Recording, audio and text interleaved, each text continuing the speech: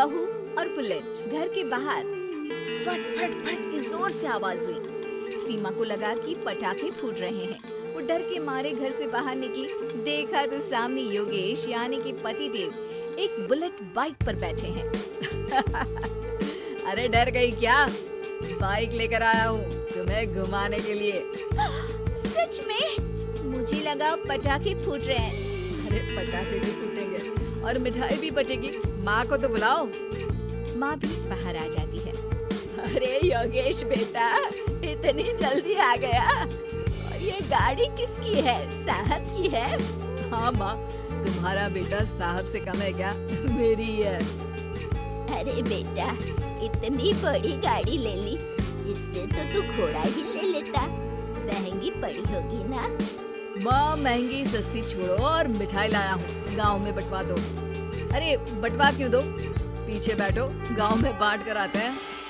सब खुश थे। योगेश गांव के बाहर एक कोयले की खदान में मजदूरी करता था। मेहनत और अकल से उसने वहां ठेकेदारी का काम सीख लिया और सूझबूझ से ठीक ठाक पैसा बनाने लगा।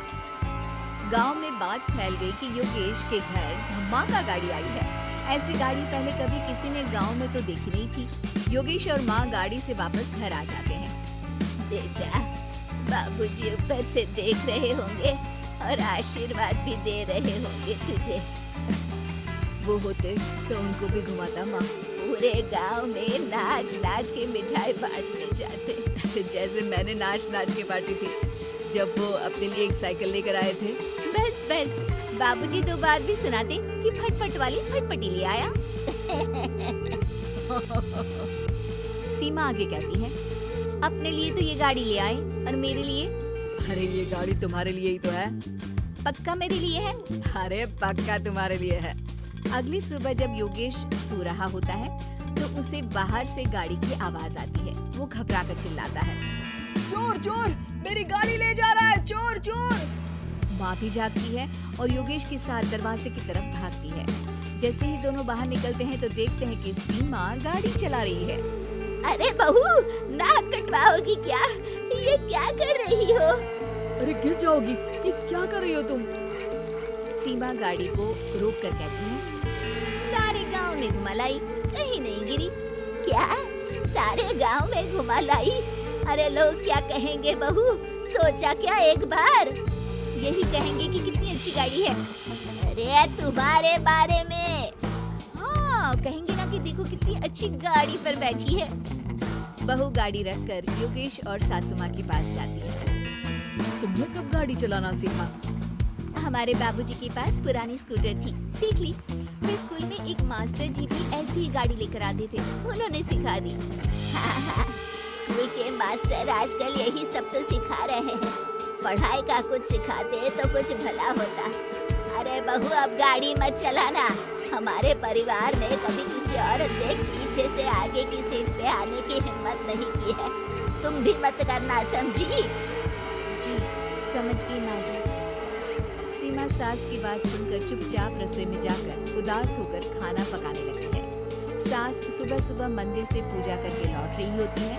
तभी उसे दो औरतें रोक लेती हैं और कहती हैं, अरे बहू को थोड़े अच्छे लक्षण भी सिखा दो।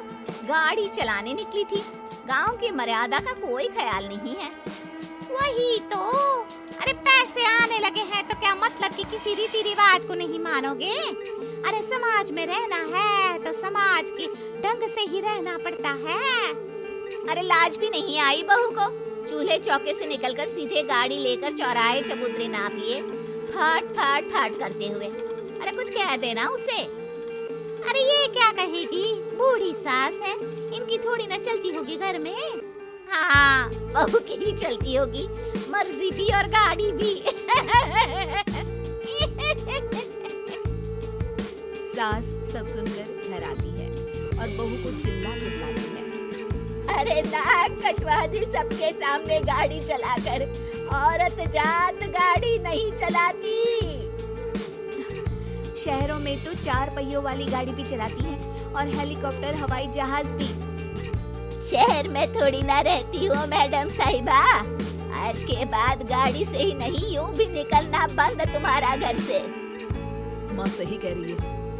कहीं भी जाना हो तो मुझे बता देना, मैं लेकर चलूंगा। आज माँ को तुम्हारे कारण कितनी बातें सुननी पड़ी। इतना कहते हुए योगेश वहाँ से चला जाता है। बारिश की वजह से कारखाने के रोड पर कीचड़ रहता है, इसीलिए योगेश गाड़ी घर रख कर जाता है और किसी से लिफ्ट लेकर कारखाने पहुँचता है ताकि नई गाड़ी गंदी ना हो। लेकिन शाम को इतनी तेज बारिश होती है कि उसे वापस आने का कोई साधन ही नहीं मिलता। बारिश बढ़ती जाती है, रात के 11 बज जाते हैं। रास्ते में एक नदी का ब्रिज है, अगर उस पर पानी आ गया तो योगेश कारखाने में ही फंस जाएगा।